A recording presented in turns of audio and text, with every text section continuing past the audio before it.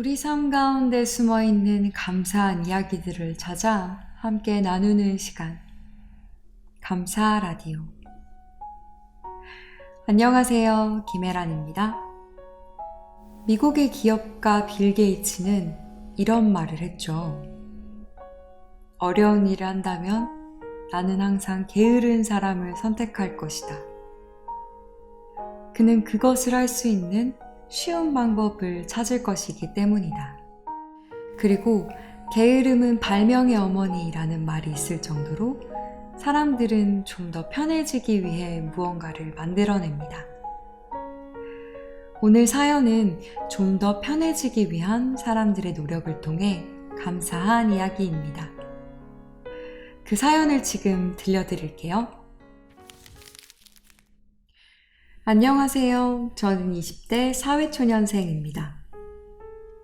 고등학교 때부터 자취에 대한 로망이 있던 저는 얼마 전 취업에 성공해 드디어 자취를 하게 되었습니다.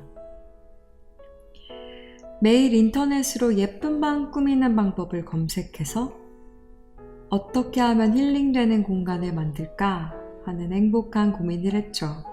그리고 크고 작은 가구와 인테리어 소품들을 하나둘씩 구매하기 시작했습니다. 이사하는 날, 다행히 일정에 맞게 부피가 큰 침대와 책상 등이 배송이 되었죠. 침대를 설치해주러 오신 기사님은 생각해둔 위치에 침대를 잘 설치해 주셨어요. 나만의 공간이 꾸며지는 첫 스타트는 너무 순조로웠습니다. 그런데 예상치 못한 상황이 벌어졌습니다.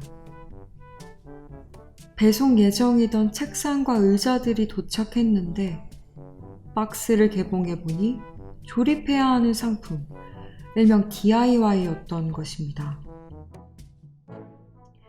이건 잘못됐어도 크게 잘못됐습니다. 무언가 방법을 찾아야겠다는 생각이 들었어요. 고개를 절레절레 저으며 인터넷에 구매 목록을 확인해 보았습니다. 상품의 상세 정보를 끝까지 살펴보니 하단 쪽에 DIY 할 수 있는 방법이 나오더라고요. 여성 모델은 손에 육각 렌치를 들고 있었고 당신도 할 수 있다는 듯 환상적인 미소를 짓고 있었습니다. 한 번도 조립해 본 적도 없고 사진만 찍은 사람이? 생명에 위협이 되는 것도 아니지만 스스로 해야 된다니 덜컥 겁이 났습니다. 하지만 그와 동시에 이것을 성공했을 때 얼마나 뿌듯할지를 생각하니 도전해볼 만한 가치가 있다고 생각이 되었어요. 용기를 내 상품들을 천천히 살펴보았습니다. 생전 처음 보는 복잡한 조립 설명서, 갖가지 부품들. 그것들을 바라보며 잠시 깊은 생각에 빠질 뻔했지만 지체할 시간이 없었어요. 그래, 이제 어려움을 스스로 극복하는 진짜 어른이 되는 거야. 충분히 할 수 있어. 라며 제 자신에게 다시 한번 응원을 한 뒤 차근차근 조립을 시작했습니다. 천천히 설명서를 보면서 하니 생각보다 어렵지 않았어요. 그런데 맨손으로 반복해서 나사를 돌리다 보니 손이 빨개지고 부어오르기 시작했습니다. 이제 겨우 반 정도 했는데 손이 너무 얼얼해서 더 이상 진행하는 건 무리였어요. 정신을 차리고 보니 해는 벌써 기울어 있었고 배에서는 꼬르륵 소리로 요동치고 있었습니다. 셀프로 가구 조립을 한다는 소식에 남동생이 드디어 찾아왔습니다.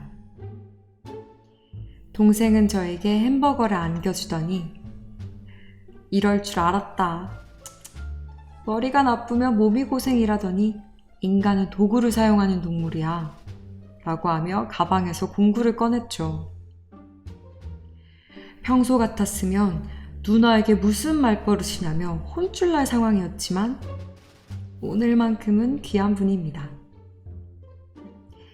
아무 말 없이 이런 생각을 하고 있는 동안 동생은 의지 하나를 뚝딱 조립하더라고요.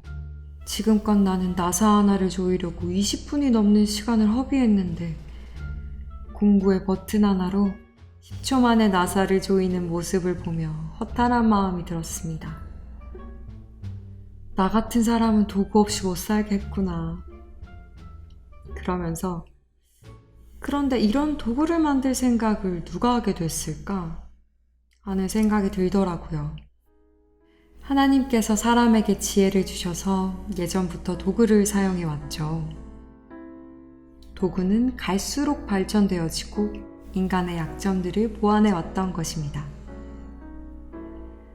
동생이 도구를 사용하여 도와주지 않았더라면 제가 로망으로 꿈꾸던 자취생활도 점점 멀어지고 근데 조립하지 못한 가구들로 머리가 아프고 손이 아픈 상황을 반복했을 것입니다.